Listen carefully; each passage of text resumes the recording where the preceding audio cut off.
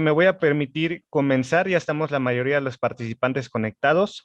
El día de hoy tenemos una ponente experta en temas de suicidio. Su nombre es, bueno, es la maestra Jocelyn Ivonne González Lugo.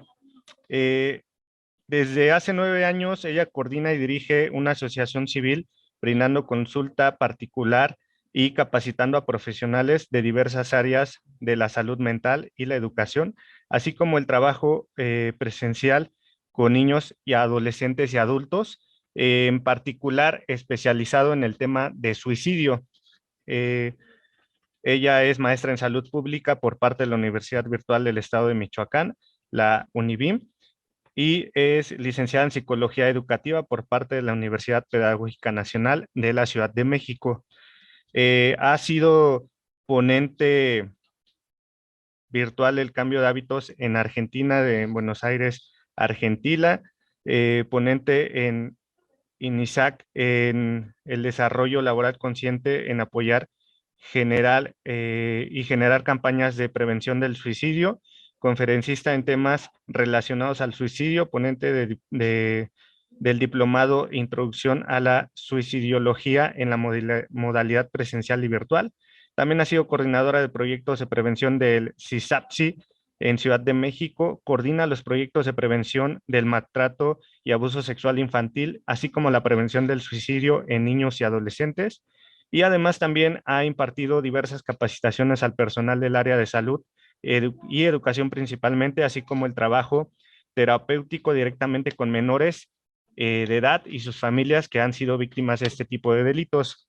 Entre otras de sus formaciones extracurriculares, ha tomado diversos diplomados en psicodiagnóstico infantil, suicidología, tanatología clínica, intervención de crisis por CREAS, primeros auxilios psicológicos, psicología hospitalaria y cursos de depresión y suicidio en médicos, entre muchos otros más.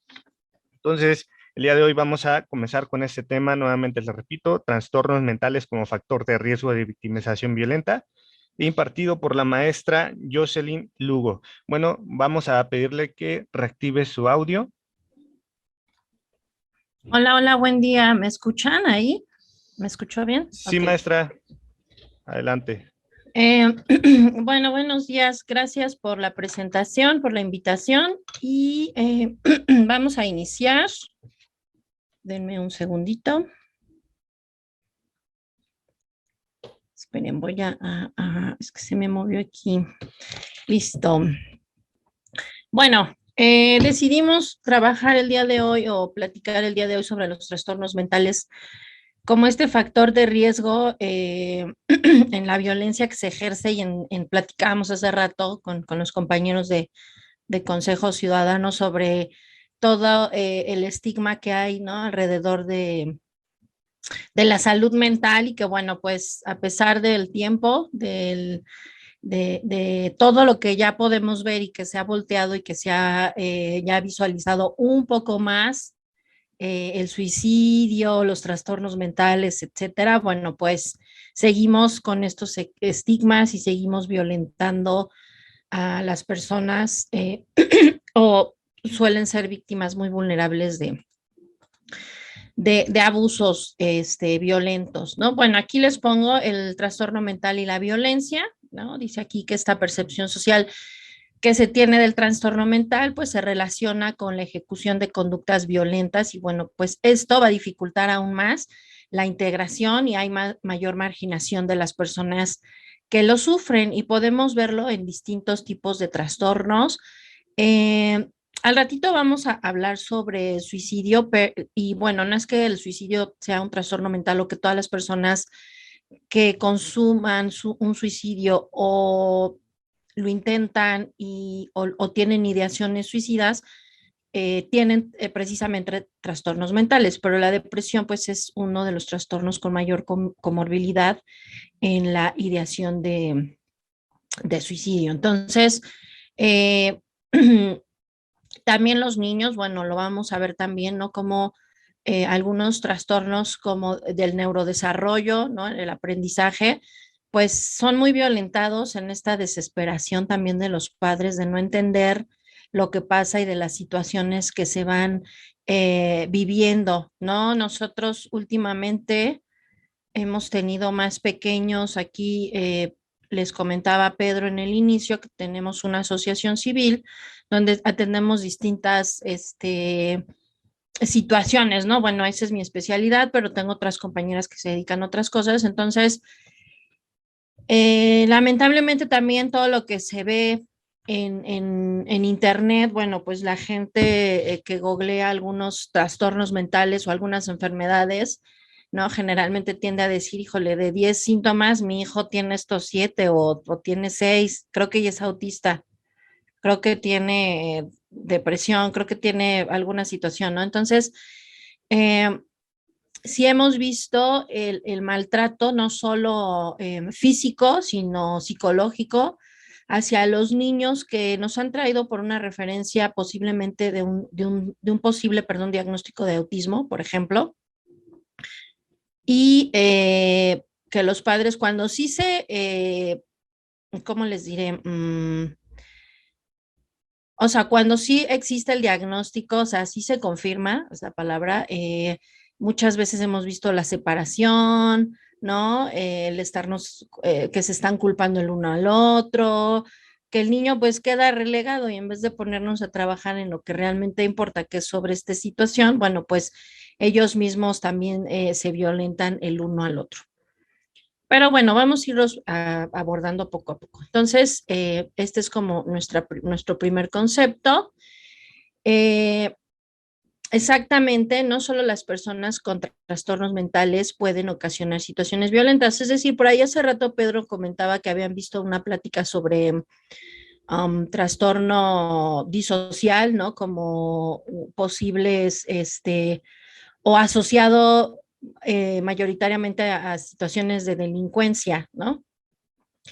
Pero efectivamente, no todas las personas que padecen un trastorno mental ocasionan este tipo de situaciones, ¿no? Más bien también, eh, así como dice aquí, las personas que no sufren este tipo de enfermedades también las pueden provocar y las provocan hacia las mismas personas que sufren algún tipo de trastorno por todo esta estigma y relegación que se le va dando a las personas con trastorno. Entonces, en este caso, como les pongo aquí, ¿no?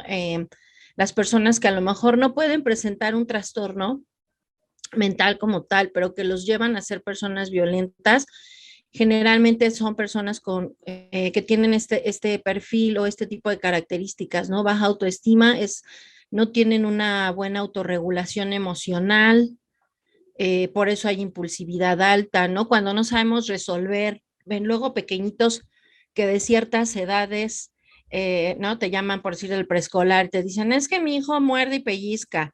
Pues bueno, estamos en edades donde están aprendiendo a autorregularse, pero si estamos hablando ya de un niño más grande a nivel primaria, incluso en preparatoria, incluso los adultos, ¿no? Que a la primer situación que nos frustra, respondemos de manera violenta, ¿no? Golpeando al otro, aventando cosas. Y bueno, hemos visto una serie de situaciones, como les decía. Entonces, eso no quiere decir que, bueno, todos ellos presenten un trastorno mental como tal, pero sí tienen algunos rasgos para que, como los que les puse aquí, para que haya como más vulnerabilidad, ¿no? Eh, Pueden llegar también a experimentar sentimientos de humillación, ¿no? Como les decía, cuando no saben gestionar las emociones, no saben gestionar las ciertas situaciones que se van presentando. Aquí les puse a este autor, ¿no? Echeburúa, ¿no? Él pone esta frase de su libro, ahorita les dejo por ahí el nombre, con Pedro. eh, yo me siento mal, me siento profundamente humillado y los demás tienen la culpa. Entonces, pues en esta situación hostil, ¿qué hacen? Pues responder de esa manera, ¿no? O sea, no hacerse responsables de su autorregulación emocional o de situaciones, porque también está muy estigmatizado a pesar del tiempo en el que nos encontramos. sigue siendo muy estigmatizado el venir al psicólogo, al psiquiatra, y entonces no queremos trabajar, hay mucha resistencia, ¿no? A las terapias. Entonces, bueno, pues son frases que muchas veces ocupan las personas cuando están muy enojadas y que no saben reaccionar, y bueno, terminan golpeando, y por eso aquí dice, pues llegan a acarrear verdaderas amenazas, ¿no? Generando activación de ira, de conductas violentas, pero les vuelvo a aclarar, esto no quiere decir que todas las personas violentas tengan un trastorno mental. Y bueno, también las personas que incurren en un consumo de alcohol y drogas, también luego han visto estas personas, ¿no? Que tú conoces comúnmente, pero que cuando están en una fiesta, por decir, ¿no? Conviviendo y empiezan a consumir alcohol, se tienden agresivas, ¿no? Se tienden a ponerse violentas o a recordar situaciones que a lo mejor no se atrevió con el compañero de trabajo a aclararlo en una junta o en la misma oficina, y cuando están en una convivencia, bueno, como diría por ahí, una de mis maestras, agarran valor, ¿no? Y entonces, bueno, es como ejecutan algún tipo de violencia hacia cualquier persona. Pero bueno, hablando otra vez de violencia y trastornos mentales, ¿no? La violencia puede adquirir tres funciones dentro de los trastornos, ¿no? Es la primera, como una causa que se refiere a que si una persona tiene ideas psicóticas y agrede a alguien pensando que si alguien le va a hacer daño, pues esa acción es realizada a causa de un motivo, el de defenderse. Bueno, sí hemos visto, por ejemplo, en las personas con alucinaciones auditivas, ¿no? Que tienen este tipo de rasgos eh, con ciertos síntomas paranoides, donde piensan que esa persona les va a hacer daño, hasta el mismo familiar, ¿no? El mismo, la esposa, el esposo. Miren, hace poco tenemos un caso, ya es un caso de demencia senil, que no se los puse en esta presentación, pero los esposos tienen aproximadamente la esposa 70 y el esposo 73, pero empezó con características y sintomatología desde los 70, ya está diagnosticado el señor con demencia. Y los hijos están muy desesperados porque se viene esta situación de pandemia, entonces pues era que nada más le iban y le dejaban como el súper en la puerta, ¿no? A los papás, y pues se iban, pero estaban solos. El hijo nos llama porque el papá empezó a decir, a violentar a la señora, eh, porque decía que le estaba haciendo infiel y que él había visto una persona que se metía a la casa, y entonces la violentaba al grado de amenazarla con cuchillos o con lo que tuviera pues a la mano, ¿no? La señora obviamente pues ya no dormía, empezó a tener trastornos de sueño. ¿Por qué?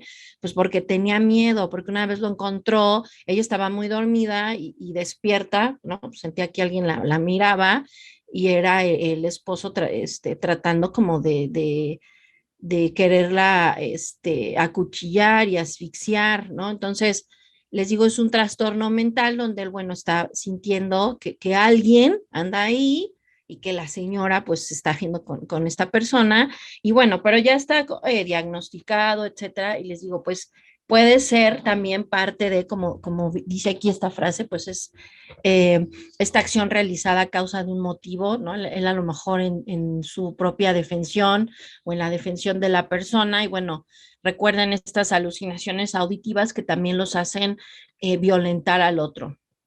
La violencia como consecuencia, ¿no? Cuando esta persona se siente marginada y aislada, entonces decide realizar una acción violenta. Y esto es algo que vemos también mucho en adolescentes, ¿no? Simplemente sin tener un trastorno, como ya lo vimos anteriormente, pero cuando hay un trastorno mental también es muy frecuente. ¿Por qué? Pues porque suelen ser muy humillados, ¿no? Entre la misma familia se burlan del familiar con algún trastorno, o te miran raro, ¿no? Cuando te dicen, es que tiene esquizofrenia, ¿no? Un diagnóstico así, que ahorita se me viene a la mente porque ayer justamente trabajábamos con un adolescente con diagnóstico de esquizofrenia. Entonces, son situaciones, ¿no? Él se siente muy enojado porque quiere ir a la escuela, pero la mamá le dijo que él no iba a ir a la escuela hasta que se curara.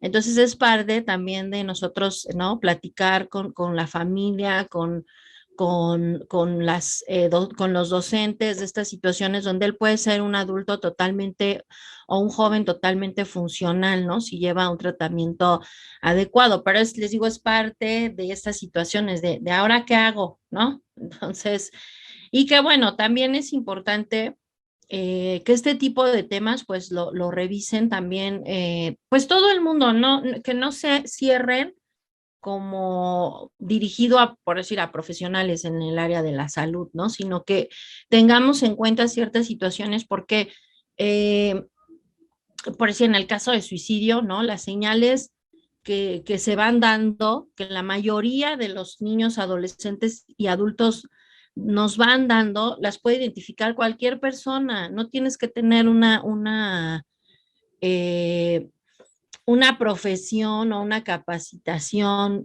como tal en psicología, en psiquiatría, etcétera, como para detectar. Y lo importante es la adecuada canalización, ¿no? Entonces, y cómo se va a tratar también el trastorno, etcétera, etcétera. Bueno, seguimos. La violencia como correlato, ¿no? Cuando la persona también abusa del alcohol, les decía, le puede producir adquirir este tipo de conductas violentas, sobre todo, bueno, pues cuando ya estamos o ya sabemos de este tipo eh, de situaciones de un posible trastorno mental en esa persona. Y si esa persona no es violenta por naturaleza, como les comentaba, ¿no? Pero el alcohol le hace serlo. ¿Por qué? Porque no sabemos gestionar nuestras emociones desde un principio, resolver ciertas situaciones y que luego, bueno, pues con el alcohol o las drogas nos dan como ese empujoncito, esa ayudadita de decir, pues yo le quería decir esto a tal persona, pues ya con unas copas encima, unas cervezas encima, pues me puedo a lo mejor sentir más seguro y decírselo, ¿no?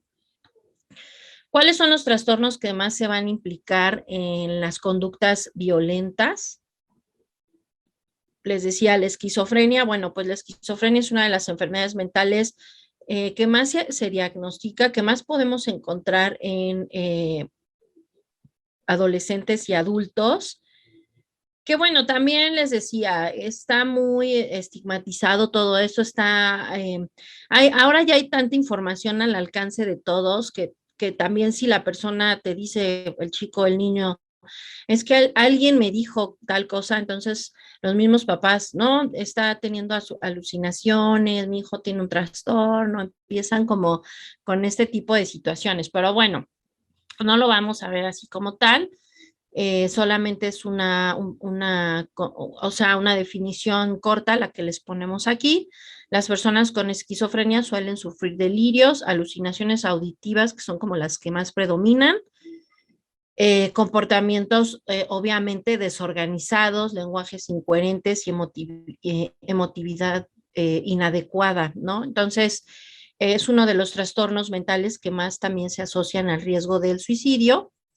Y entre el 10 y el 20% de las personas con esquizofrenia han intentado suicidarse. De estos, un alto porcentaje lo han consumado y también dentro de estos, un alto porcentaje ha cometido homicidio, suicidio, ¿no? O sea, matar a la otra, a la pareja, al hijo, etcétera, a los padres, en este intento y bueno, terminan quitándose la vida. No sé si por ahí, digo, no es como tal un trastorno de esquizofrenia lo que pasó aquí.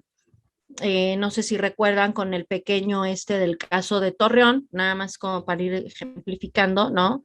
Él llega, trae ya muchas situaciones, es arriesgado que les haga yo un análisis porque no conozco el caso, prácticamente tenemos escasa información más bien y mucha información sobre lo que dieron los medios de comunicación, pero bueno, no es algo tangible para mí.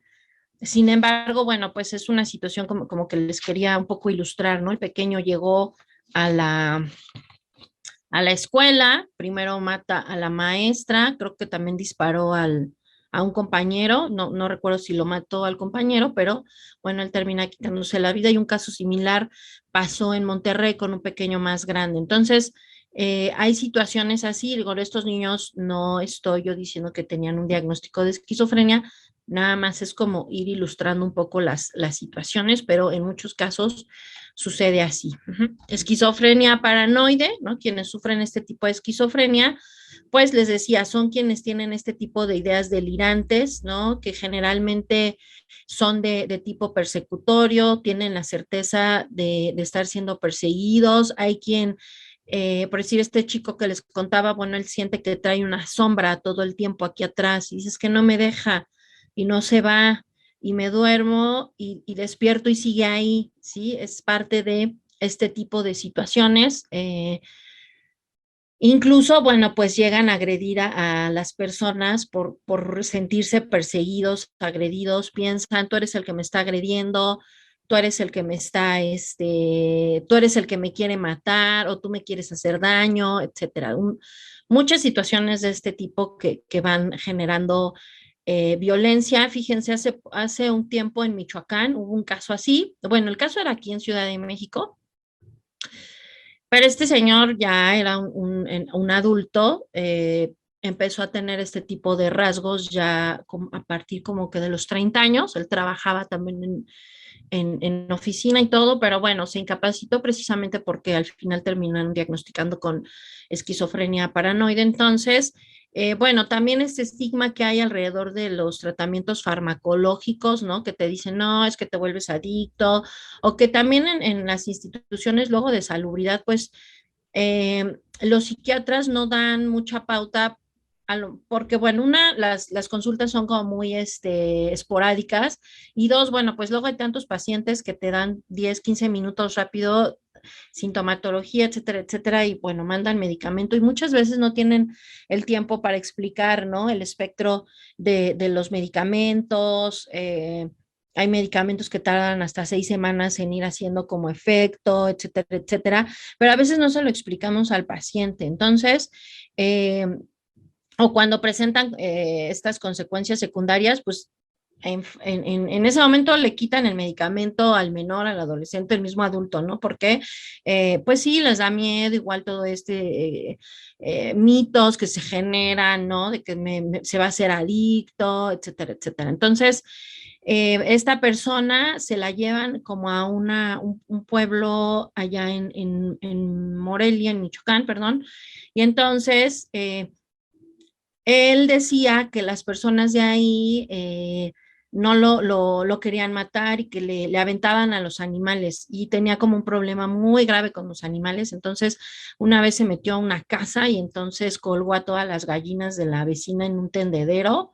Y bueno, ya se imaginarán y pateó uno, no pateó, apaleó a un perro que también era de un vecino. Entonces, pues es un pueblito pequeño, los familiares de los vecinos y esto, pues lo empezaron a perseguir y él, ahí ya ven que hay de estos como autobuses foráneos que pasan como por todos los pueblitos, pues había ahí muy cerca de donde él vivía y pues se vino huyendo de la golpiza que posiblemente le iban a propinar y que bueno, ya en alguna ocasión ya lo habían golpeado por tener una situación similar. Entonces les digo, empiezan a tener este tipo de violentar, o sea, de él ser el que violenta y bueno, pues evidentemente de ser violentado.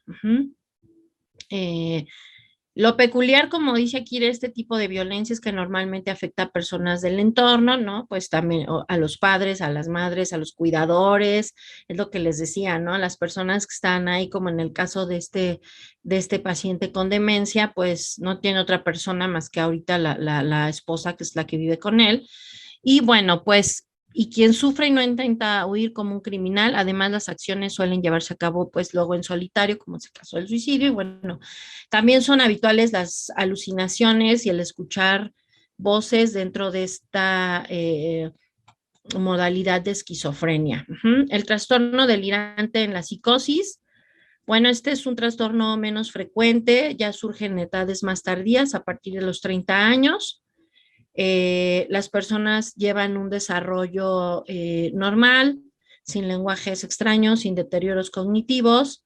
Sin embargo, lo que se mantiene presente es el delirio.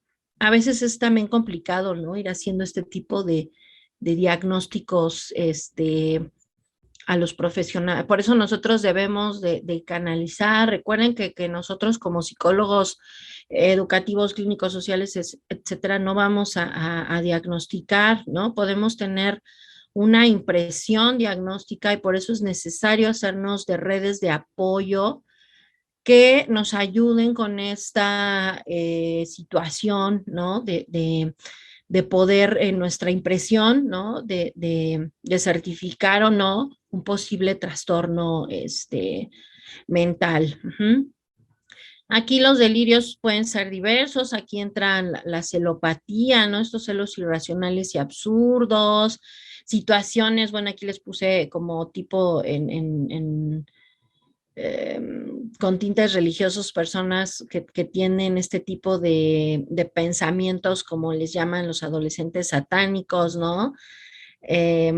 Con tintes maléficos, que alguien les está, ya sea que ellos traten de hacer o de llevar a cabo este tipo de rituales, ¿no? O pensar que alguien tiene este tipo de rituales hacia ellos, ¿no? Que alguien les está haciendo daño. Este tipo de conductas lo vemos mucho dentro de las sectas. Podríamos hablar de un perfil de sectas, no estoy diciendo que todos, pero bueno, sobre todo algunas sectas donde han ocurrido situaciones, sectas suicidas, sectas donde eh, ha habido igual incluso abuso sexual, ¿no? Si hay niños, bueno, pues con los niños o con los mismos personas que conforman las sectas.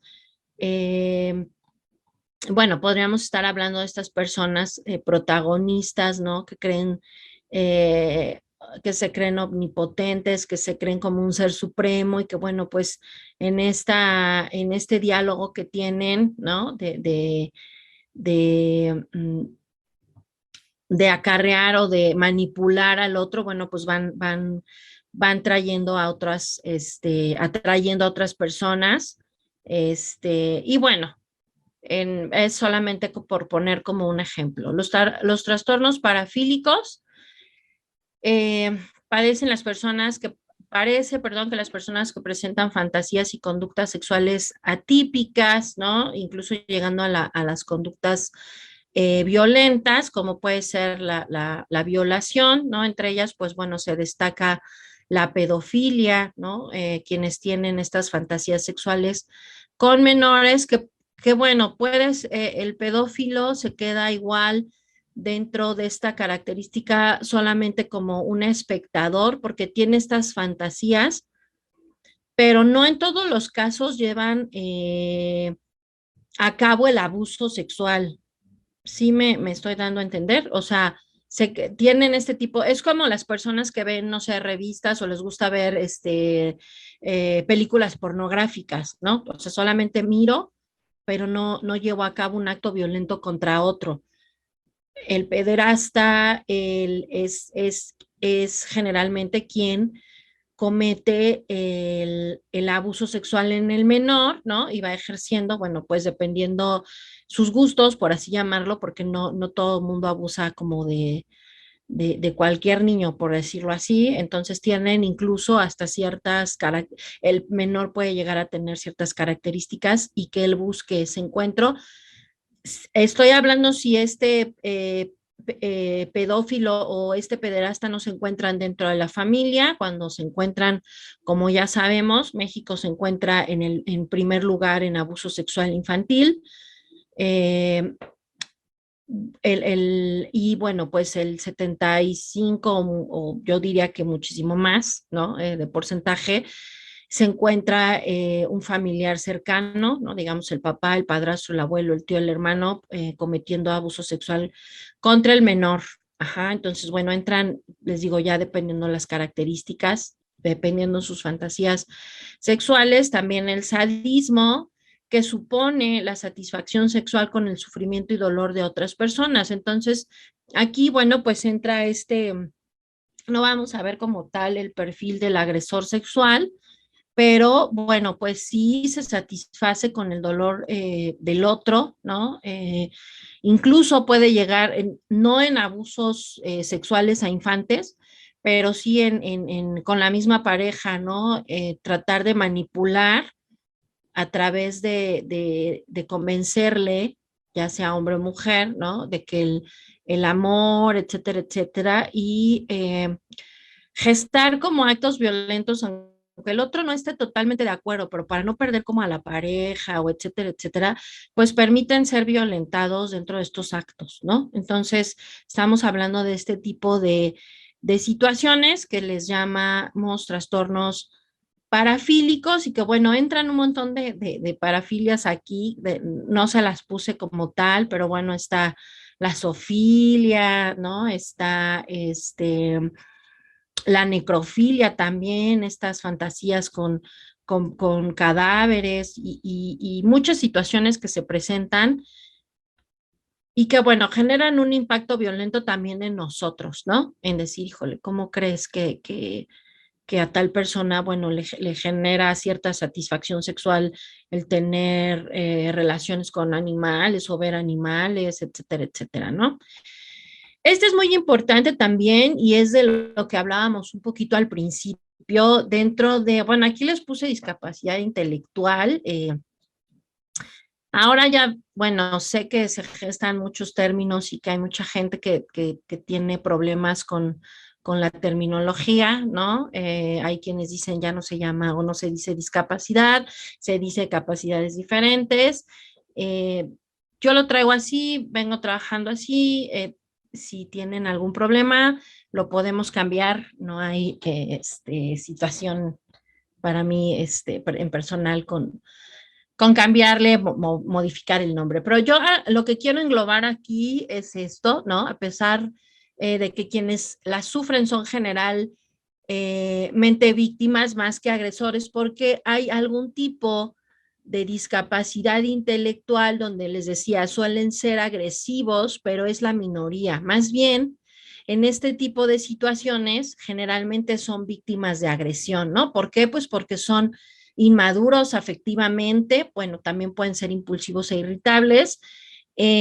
Son en niños son muy vulnerables al acoso escolar, ¿no? Les digo, por ahí les comentaba Pedro al principio, nosotros estamos trabajando ya de años con la prevención del suicidio y con la prevención del abuso sexual infantil y encontramos ya no solo adultos o jóvenes abusando de menores, sino de niños o de menores abusando de menores, ¿no? Y son casos que se han disparado muchísimo, sobre todo ahorita en esta pandemia, de pequeños, les estoy hablando de entre 8 y 9 años abusando de menores de entre 6 y 7 años.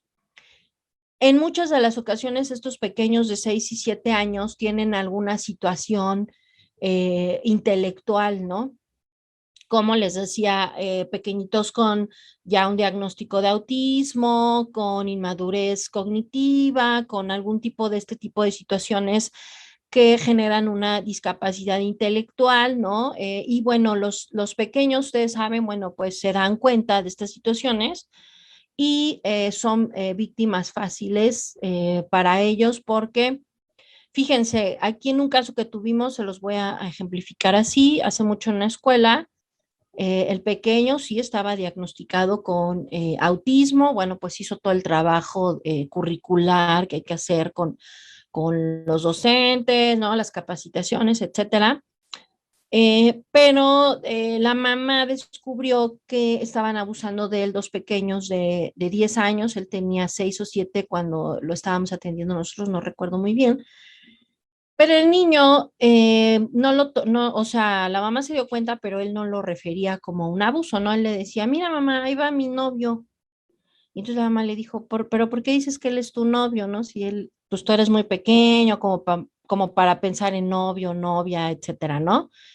Y dice, pues sí, es que en el baño él me da besos o me dice que lo bese o que me baje el pantalón. O sea, el niño empezó como a hablarlo así. Entonces, bueno, pues evidentemente estaban abusando de este pequeñito, pero no era la primera vez. O sea, ya llevaba un tiempo y bueno, se lo manejaron así estos niños más grandes, ¿no? Como creo que tenían ya 10, creo que eran de quinto, como una situación agradable para él y entonces, bueno, pues al final terminan en este tipo de agresiones, ¿no? Y que el otro pequeño no sabía distinguir por esta inmadurez afectiva, pues entre que estaba siendo abusado, ¿no?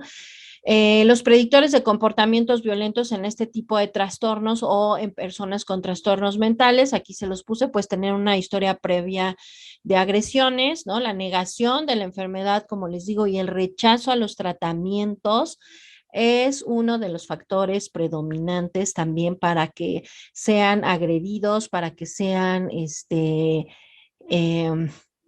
humillados, ¿no? Maltratados. Aquí también en muchos casos de indigencia podemos ver que, bueno, ¿no? Hay familias que al no saber cómo lidiar con este tipo de situaciones, bueno, pues lo sacan a la calle, literal. Eh, Algunas de estas familias que hemos conocido, bueno, pues sí van y como que le dejan el plato de comida y unas cobijitas, estoy ahí como, pero no estás dentro de la casa, ¿no? O sea, no estás ahí y entonces eso es una situación, ¿no?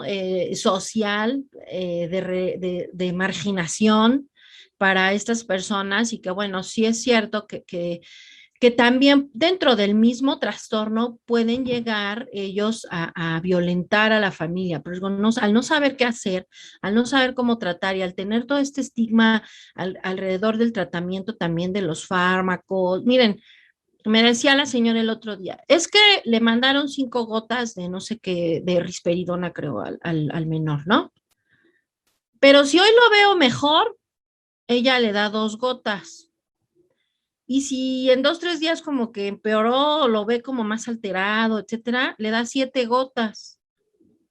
¿Sí me entienden? O sea, entonces dices, bueno, a ver, ¿qué está pasando aquí? En lugar de ayudar, estamos generando más problemas dentro del cerebro de este menor, de este adolescente, ya tiene 18, pero pues porque no va a haber una secuencia y una proyección del tratamiento. Y entonces lo único que hacen la mayoría porque no queremos también informarnos, lo que hacemos es culpar al psiquiatra o al psicólogo, ¿no? De que no funciona, no, es que no funciona, no, se ponía peor, o etcétera, ¿no? Entonces es también parte de ir explicando, por eso les decía, todas estas situaciones que se gestan alrededor, no nada más del tratamiento. Por eso aquí tenemos que tratarlo de manera sistémica, con la familia, hacerlo partícipe.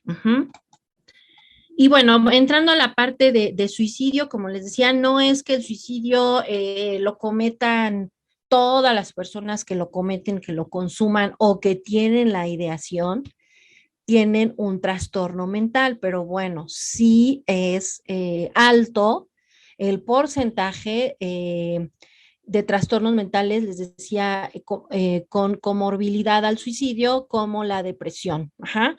Aquí les pongo un porcentaje, entre el 15 y 20% de los pacientes con depresión pueden intentar quitarse la vida, en especial cuando hay intentos previos o presentan aparte comorbilidad con adicciones.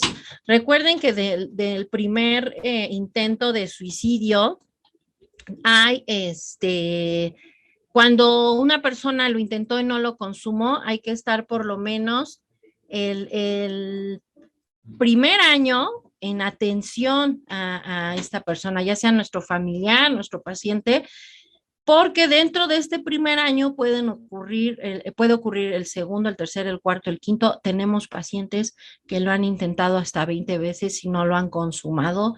Y bueno, ha habido personas que, acuérdense, después de salir del alta psiquiátrica, pues lo consuman dentro de los primeros 3 meses, ya con medicación. Cuando hay una medicación por depresión, cuando están en depresión mayor, tienen la idea, pero no logran suicidarse porque no tienen ni siquiera la fuerza física. Ajá. Cuando el tratamiento farmacológico empieza a hacerles efecto, por llamarlo así, es cuando hay más riesgo de que cometan el intento. Por eso cuando salen o les dan el alta psiquiátrica, quienes están internados, se les pide a los familiares estar 24/7, ¿no? Vigilándolos, que sean quienes les den el medicamento, que no se les dejen pues los posibles medicamentos no sé, cuchillos, sogas, ay, perdón, se me cayó el micro. Ay, con estas cosas que lo intentan, que tenemos en casa, los raticidas, venenos, cloro, etcétera, ¿no? Que lo tengamos como muy alejado. Dentro de los trastornos más asociados después de la depresión al suicidio está la esquizofrenia, ¿no? En estos pacientes, miren, el suicidio es un proceso.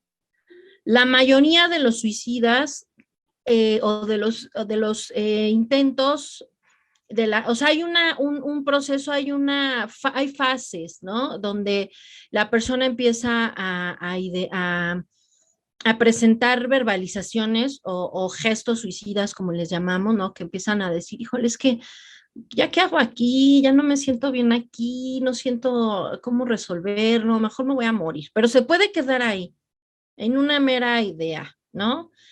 Después viene, bueno, pues esta parte ya de los gestos más concretos, donde ellos pueden empezar, porque bueno, lo hacen muchos adolescentes, sobre todo, incluso niños, a investigar sobre métodos, a preguntar sobre la muerte, incluso le preguntan a los familiares, ¿qué harías si yo ya no estuviera aquí? ¿Qué harías si yo me fuera para siempre, ¿no? O sea, empiezan, o los niños que preguntan, o los adolescentes que son insistentes, qué hay más allá de la muerte, etcétera, etcétera. Y bueno, que empiezan a gestar, después tienen un plan, ¿no? Y ya cuando hay un plan, pues evidentemente el riesgo es mayor, porque hasta en niños tenemos ciertas planificaciones. Nosotros estamos atendiendo ahorita a un pequeño donde él muere la abuela por COVID, vivía con la abuela y con la mamá, muere la abuela, ya saben que también se han complicado estos rituales ahora de duelos, ¿no? Que se han venido complicando y que también complican, bueno, pues las situaciones de despedir, etcétera. Entonces, la mamá pues también cae como pues en esta reorganización, ¿no? Tiene un poco de depresión, pues volver a organizarse, se siente enojada porque no pudo hacer nada por la mamá y bueno, pues está elaborando su duelo. Entonces el niño empezó a robarse bueno, no a robarse, pero empezó a tomar los medicamentos de la abuela, pero para que la mamá no se diera cuenta, porque todavía está la habitación tal cual la dejó la abuela.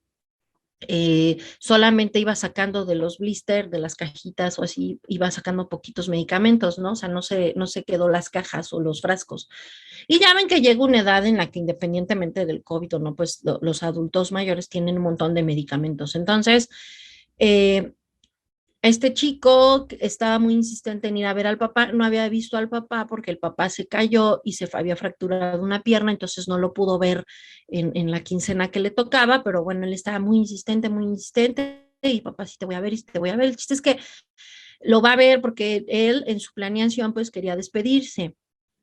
Cuando él regresa, la mamá se había dado a la tarea de recoger como la recámara del pequeñito y abajo del colchón pues encontró el montón de medicamentos. Entonces, aquí cuando nosotros le preguntamos, él decía, si es que yo quería, yo lo iba a hacer después el domingo, después de ver a mi papá, me iba a tomar esos medicamentos para encontrarme con mi abuelita.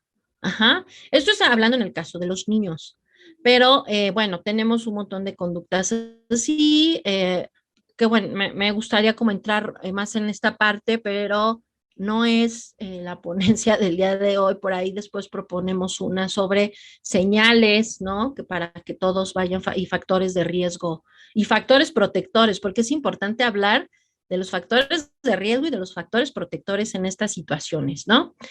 Eh, bueno, les contaba esto porque, bueno, generalmente estos pacientes con delirios, con alucinaciones, sí se puede dar un suicidio impulsivo, ¿no? Que no hay una planificación. Él dice, me va a matar o me van a matar o me dijeron que me tenía que matar y entonces han llegado a haber casos, ¿no? Donde pues se ahorcaron, se ingirieron muchos. Generalmente son suicidios letales, ¿no? Son suicidios violentos, ¿no? También recuerden, en la casuística nos dice que más mujeres lo intentan, pero más hombres lo consuman, pues precisamente por la letalidad de los actos y cuando hay un trastorno como de este tipo que les comento en esquizofrenia paranoide, bueno, pues se asocia un poco más a este tipo de actos. Aquí, bueno, pues lo que ya les decía, este tipo de sintomatología y bueno, la ideación suicida es un poco más frecuente, la ideación en mujeres con trastornos mentales que sufren violencia por parte de la pareja. Aquí, bueno, violencia contra la pareja existe, las mujeres con algún tipo de trastorno mental puede correr mayor riesgo de sufrir abuso por parte de sus parejas. Y también eso es algo que vemos muchísimo. Vemos mujeres con algún tipo de inmadurez cognitiva, ¿no? Algún nivel de retraso mental, etcétera, que bueno, tienen una pareja, pero al final tienen un alto riesgo también las personas con codependencia, mujeres que han sido o que vienen siendo abusadas, maltratadas desde la infancia, bueno, pues gestan también este tipo de relaciones, ¿no? Y bueno, aquí les ponía esto entre paréntesis, es un tema de interés principal en las investigaciones sobre víctimas que luego podríamos platicar o considerar, ¿no? Es un trastorno que, bueno, las hace más, hace a las mujeres más vulnerables a la agresión. Nos dan las cifras, este tipo de violencia pues puede alcanzar entre el 30 y el 60% de mujeres con trastorno mental. No tenemos cifras totalmente, eh, sí, así, ¿no? Certeras, pero bueno, la violencia sexual también es una de las formas más frecuentes, sobre todo en las personas con algún tipo de discapacidad, como parálisis cerebral, como síndrome Down, etcétera. Este tipo de situaciones, bueno, pues los hace muy vulnerables a sufrir ataques, de violencia sexual, no solamente con trastornos mentales como depresión, esquizofrenia, etcétera, sino también en estos trastornos del neurodesarrollo o, como les decía, algún tipo de síndromes, sí, de síndromes o de déficit, como dice aquí, ¿no? Dentro de que entran este tipo de características, ¿no? Situaciones de baja autoestima, falta de asertividad, de comunicación, un autoconcepto negativo donde, bueno, pues hay dependencia emocional, con tal de pertenecer o de tener una pareja o de gustarle al otro, pues permito que abusen de cierta manera o de manera sexual, ¿no? De mi persona es parte importante también de ir viendo cómo se da en estas situaciones. Esto es algo que ya platicamos, el acoso escolar, sobre todo en estos niños y adolescentes que muestran síntomas de trastornos por estrés postraumático, que ahorita, bueno, pues se viene mucho en todos estos pequeñitos que han tenido pérdidas, ¿no? Que la salud mental en general de todos, ¿no? Está un poco tocada. Sin embargo, bueno, yo les decía el otro día a unas docentes la importancia de hacer una evaluación psicopedagógica cuando realmente, cuando se logre establecer ya el regreso a clases como tal, porque ya ven que ahorita está que los que sí quieren ir, los que no quieren ir, etcétera, hay mucha controversia, por lo menos aquí en Ciudad de México todo el mundo anda perdido en estas situaciones, pero sí es importante porque la sintomatología del estrés postraumático, de la pérdida, porque hay pequeñitos que han tenido pérdidas por COVID, ¿no? Donde murió el papá, el abuelo, han tenido separaciones de que los papás pues ya no se soportaron y se separaron, han tenido situaciones de violencia, porque esto es importante mencionar que a raíz de la pandemia, bueno, pues las cifras de abuso sexual y de maltrato infantil se han incrementado. ¿Por qué? Porque, bueno, pues antes la escuela, ¿no? Fungía como un medio de contención. Si el abusador estaba dentro de casa, bueno, pues cuando el pequeño estaba afuera, no había, perdón, no corría ningún peligro, pero ahora el abusador está 24/7, ¿no? Bueno, generalmente al principio de la pandemia, ahorita ya la mayoría andamos ya en trabajos presenciales o con horarios así, pero bueno, es algo importante de mencionar y que bueno, este tipo de síntomas como falta de concentración, ansiedad y depresión, ¿no? Los hacen ser víctimas de violencia escolar, son más vulnerables y bueno, algo que trabajamos mucho en acoso escolar es el ciberacoso o el ciberbullying, ¿no? Porque decías, pues sí, el acoso siempre ha existido, toda la vida ha existido, pero antes se quedaba ahí, ¿no? Cuando nos peleábamos con el compañero, cuando nos hacían burla en la escuela, etcétera, y se quedaba ahí. Cuando regresábamos a casa, pues a lo mejor ya jugábamos con los chicos del mismo barrio, de la misma calle, el vecino, etcétera, pero ahora los persigue, ¿no? ¿Por qué? Porque cuando se hacen víctimas de violencia, porque tienen Facebook, porque se siguen insultando en el Facebook, en el Instagram, en el WhatsApp, porque si sucedió o hubo una situación humillante, que nos provoque risa, etcétera,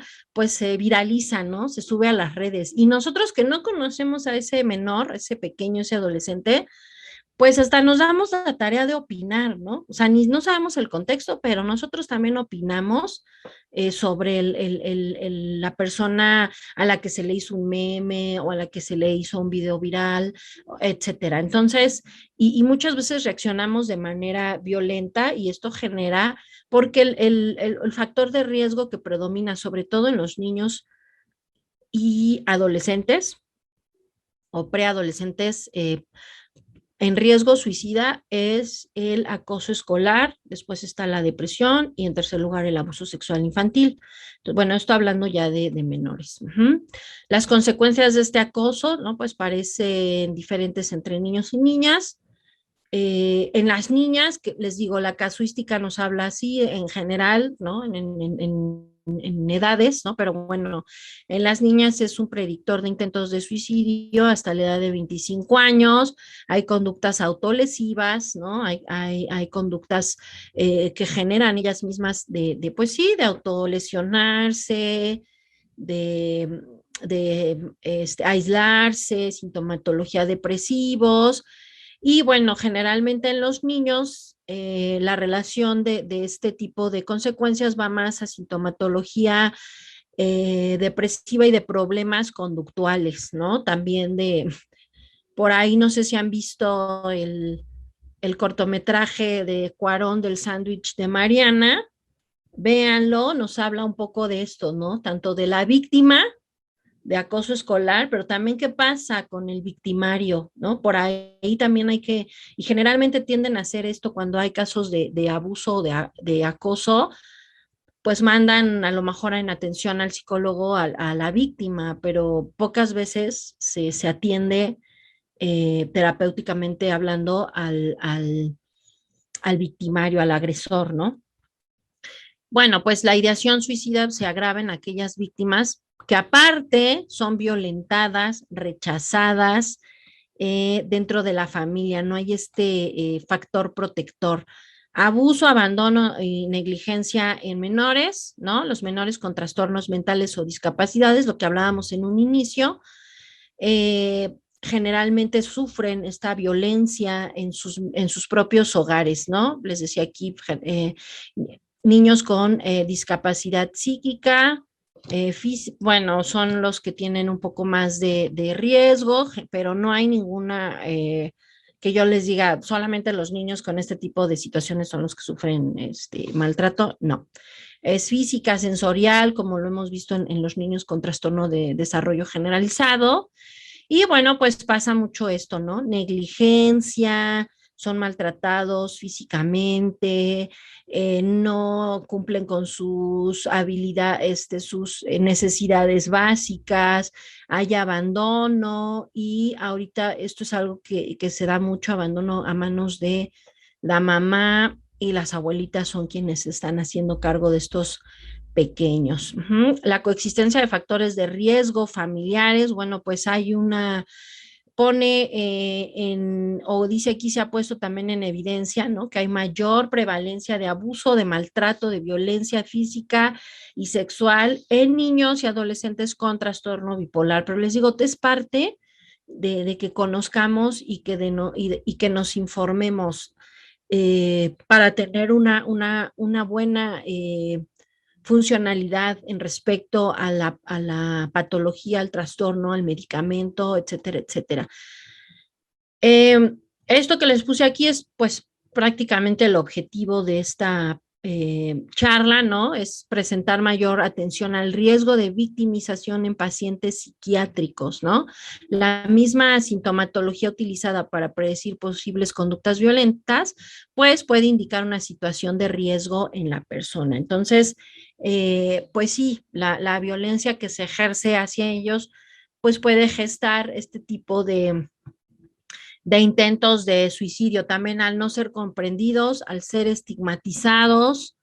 Eh, a veces sí hay esta protección por parte de los papás, ¿no? De canalizarlo, de llevar el tratamiento, pero luego los papás no pueden como acarrear con todo, con, con, con situaciones como con la escuela, ¿no? O sea, sensibilizar en estas situaciones de violencia, sobre todo en el caso de suicidio, pues es empatizar o sensibilizar al otro, ¿no? Sobre el dolor que está sufriendo esta persona que está gestando, que está teniendo una ideación de suicidio. Detectar victimizaciones recientes en pacientes, ¿no? Con trastornos mentales en general, y en aquellos precisamente también con, les decía, con historias, ¿no? Previas desde de abusos y de maltrato desde la infancia, hospitalizaciones psiquiátricas, que no tienen un hogar estable, que van de hogar en hogar o que ahora viven con un familiar, ahora viven con otro, ahora viven en algunos lugares y también, ¿no? Donde los pequeños que viven en centros de atención eh, en centros como el DIF aquí, ¿no? Perdón, mejorar la detección es el primer paso para una buena prevención. Y nuestro objetivo es reducir la vulnerabilidad de estas personas, centrarse en el riesgo, ¿no? Como estos pacientes que no tienen hogar, que son toxicómanos o víctimas desde la infancia o víctimas infantiles en este momento. Y bueno, así como en las víctimas de los delitos más graves. La intervención debe centrarse inicialmente en la seguridad de la víctima, ¿no? Ajustar las intervenciones a las necesidades de los pacientes y de la familia. Entonces, no nada más quedarnos con el trastorno mental, que nada más se va a atender a esta persona, sino, les digo, tiene que ser a nivel sistémico. Y bueno, creo que me pasé un poquito de tiempo, pero aquí terminaría esta presentación. No sé, Pedro, tengas algunas... No, muchas gracias, maestra. Pues les recordamos a todos, aquí ya estamos recibiendo algunos comentarios, algunas preguntas. Me pareció una muy buena ponencia. Recordemos que este tema pues estuvo un poquito inclinado al tema de la victimización.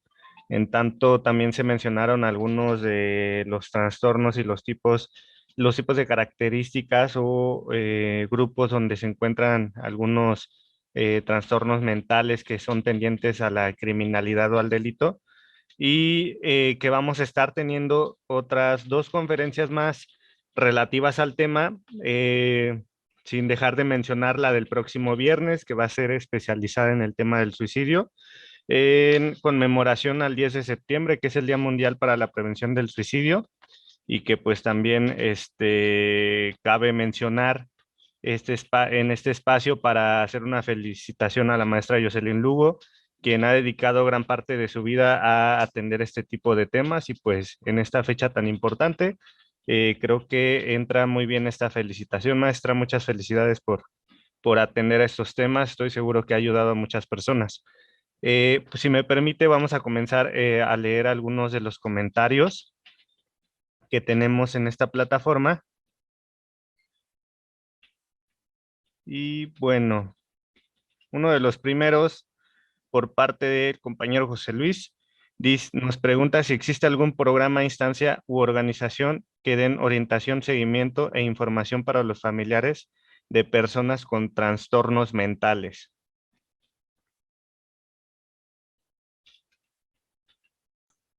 Listo. Sí me escuchan ahí, ¿verdad? Sí, Bueno, en el caso de nosotros sí tenemos capacitaciones, ¿no? Como les decía, sobre todo talleres para los familiares.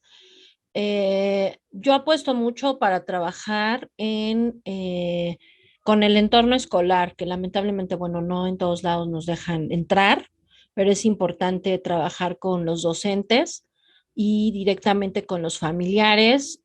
También aquí, bueno, nosotros estamos aquí en Ciudad de México, muy, le comentaba a Pedro hace rato, literalmente frente a la puerta 3 del Estadio Azteca, pero aquí tenemos a 10 minutos la zona de hospitales y tengo al alcance el psiquiátrico infantil, el Juan N. Navarro, el Juan Ramón de la Fuente, donde también brindan muchos talleres, sobre todo los estudiantes, los residentes, de psiquiatría a los familiares y creo que es y son muchas veces abiertos al público en general, o sea, tú puedes llegar al hospital y ahí en las páginas hay de los hospitales también muchas capacitaciones abiertas al público en general.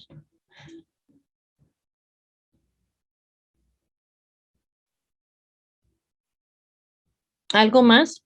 perfecto, muchas gracias. No, sí, hay más preguntas, hay más Ok, comentarios ok. por parte de Carlos Víctor Moore. Dice, un lugar donde una persona se suicidó en suspensión completa, pero los familiares no observaron características o algo que les hiciera suponer que estaba mal, sino que llegó del convivio con sus familiares. Ellos salieron de compras. Cuando llegaron, con él ya estaba en suspensión completa. Entonces, ¿en qué punto se encuentra dentro de el estudio de trastornos? Y si me permite seguir con otra pregunta para que pueda abordar las dos. Dice, ¿en este confinamiento se ha acrecentado los trastornos mentales en los hogares? Si tiene usted conocimiento de esos dos temas, permítame.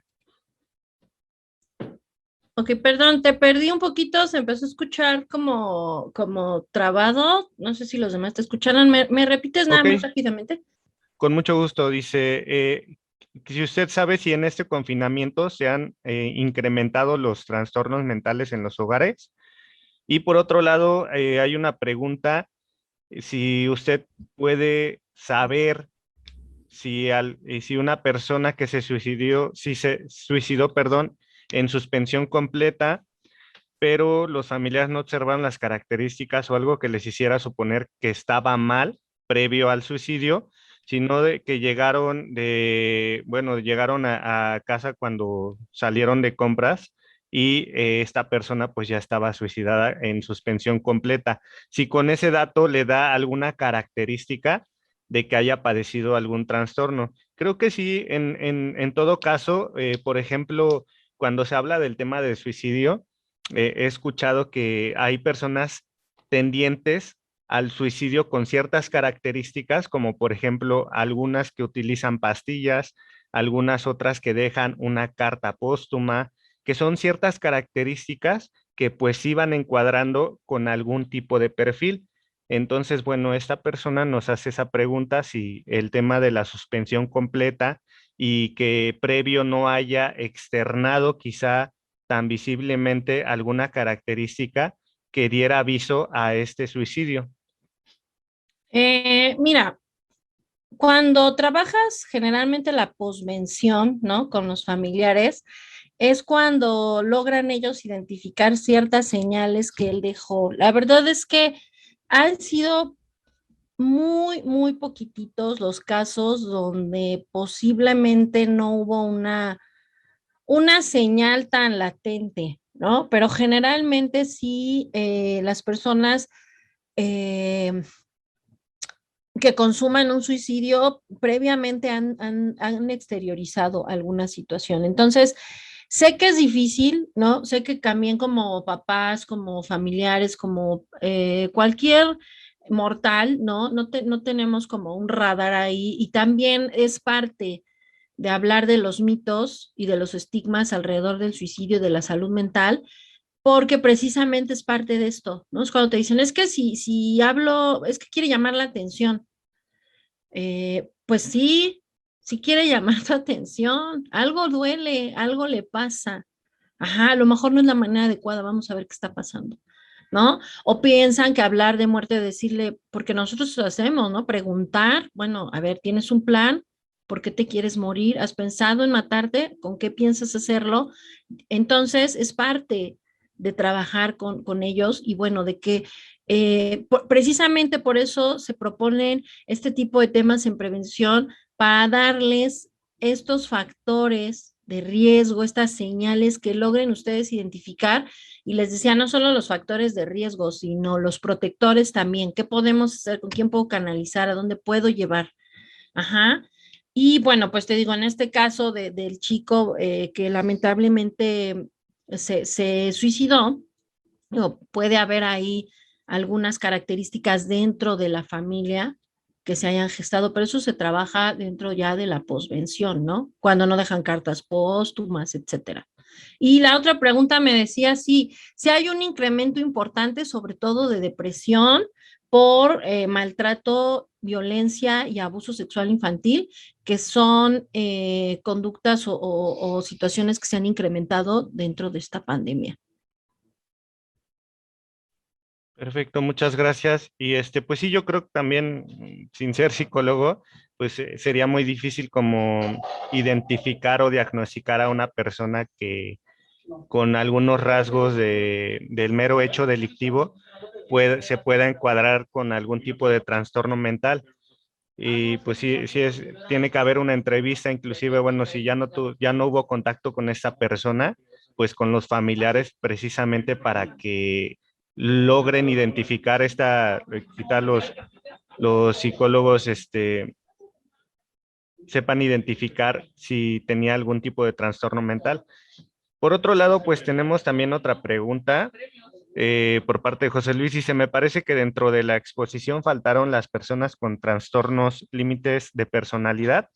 Y esta también la vamos a complementar, esta pregunta, perdón, también la voy a complementar con una pregunta de la señorita Alejandra Itzel, que pregunta, ¿cómo se considera el trastorno límite de personalidad dentro de estos temas y del delito?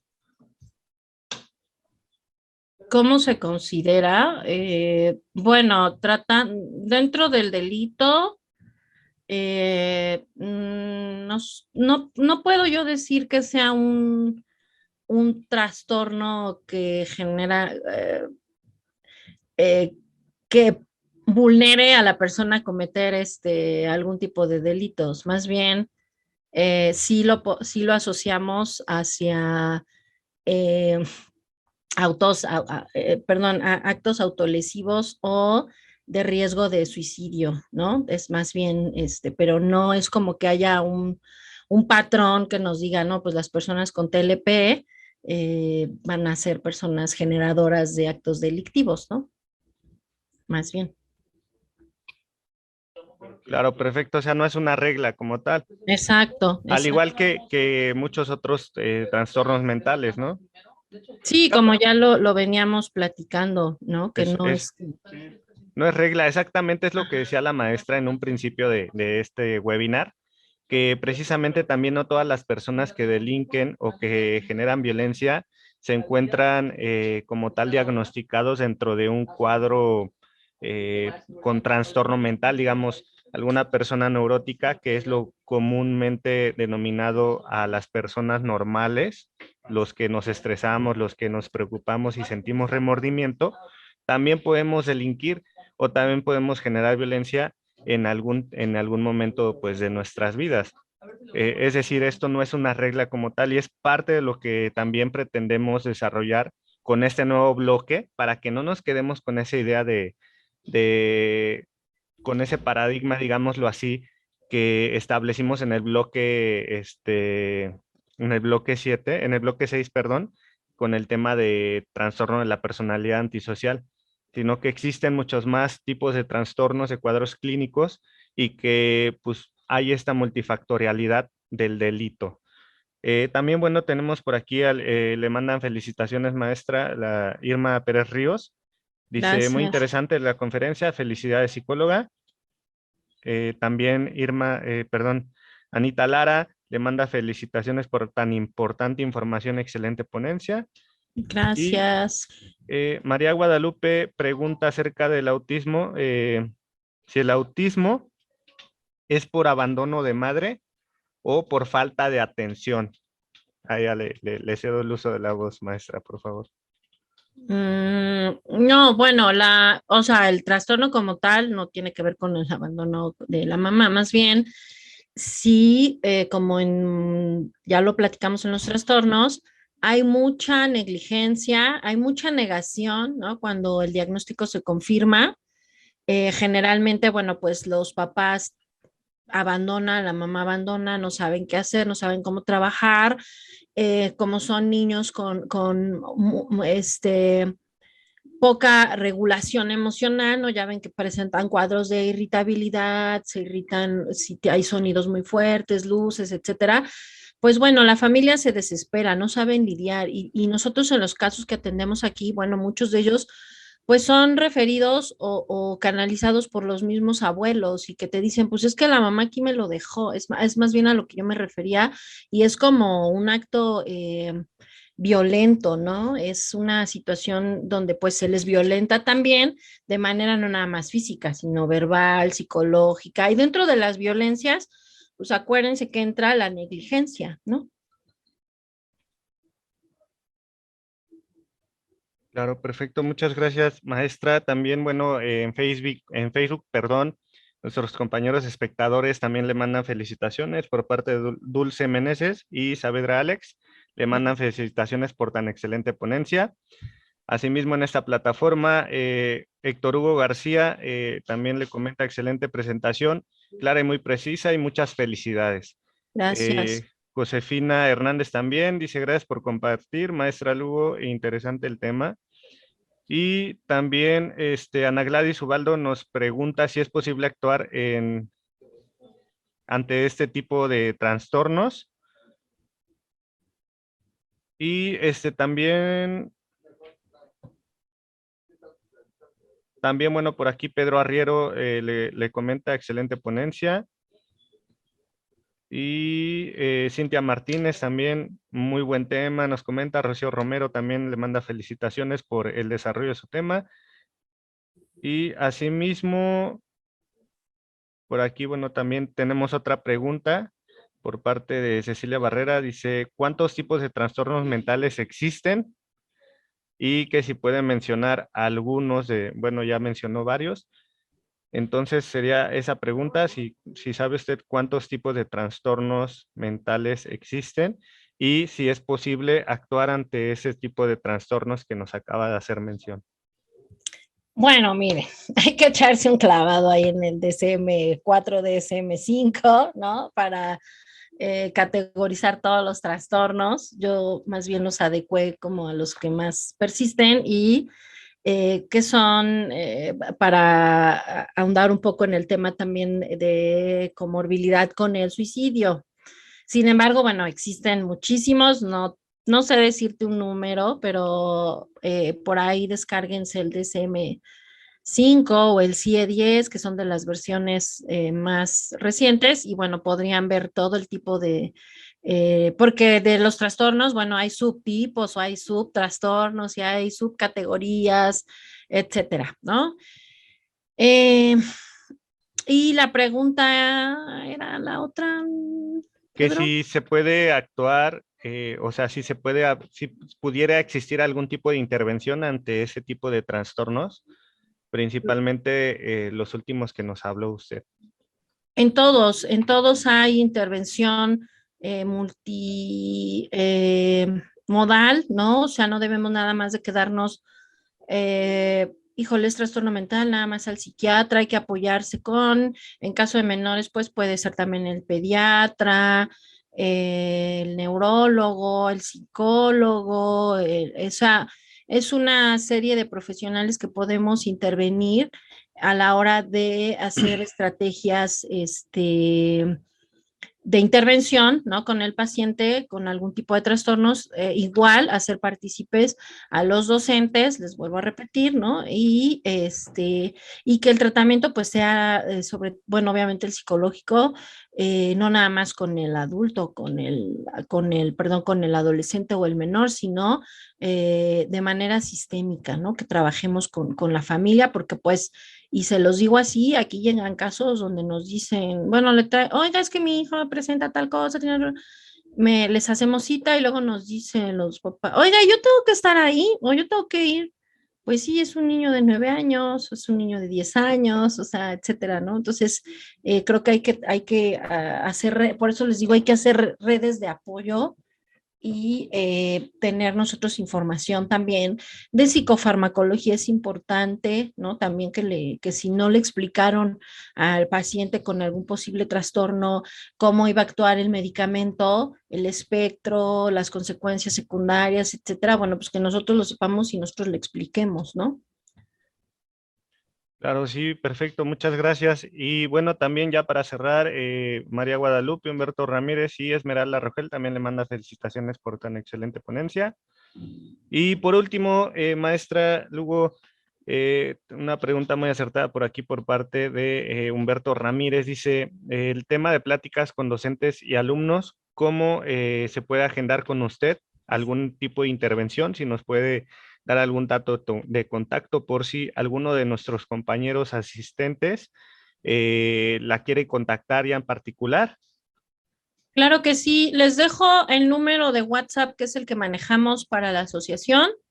Es 55 49 19 77 20.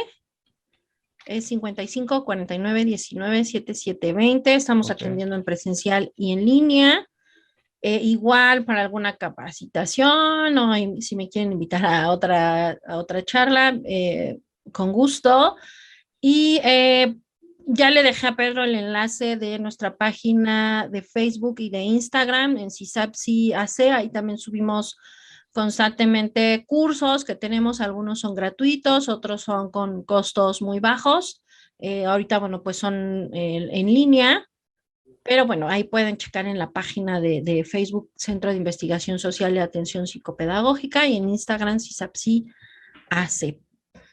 Perfecto, muchísimas gracias. Pues sí, les recordamos que a través del Facebook del Consejo Ciudadano Estatal de Seguridad Pública estamos compartiendo esa transmisión en vivo. Asimismo, ahí quedará registrado este video por si gustan repetirlo, estudiarlo o compartirlo con algunos de sus compañeros. Y de igual forma, en este video estamos etiquetando a la página de la maestra Jocelyn Lugo, por si también gustan seguirla. Y asimismo les comentamos que estén atentos también a nuestro Facebook, ya que estaremos también compartiendo próximas conferencias especializadas en materia de suicidio referentes al 10 de septiembre, que pues es el Día Mundial para la Prevención del Suicidio. Recordándoles que haremos una intervención especial este próximo 10 de septiembre, precisamente igual en punto de las 11 de la mañana, y hablaremos referente al tema. Posterior, seguiremos con otras 2 conferencias más, ya retomando nuevamente el tema de trastornos mentales y pues también recordándoles, tienen que asistir a 3 de estas 4 conferencias virtuales para ser acreedores a esa constancia de asistencia. Les recordamos pues verificar bien sus datos al momento de registrarse en esta plataforma, y pasar lista también, principalmente aquellas personas que tienen algún nombre, digamos, como usuario de Zoom o algún apodo operativo como usuario de Zoom o en Facebook, para que nosotros podamos tomar su asistencia y validar al final la constancia eh, para todos ustedes. Pues maestra, Yoshi Lugo, le agradecemos mucho su tiempo, la dedicación y la información compartida. Esperemos sea de provecho para todos los asistentes. Sin más, por el momento damos por concluida este webinar y los esperamos el próximo viernes. Que tengan un excelente día. Muchas gracias a todos.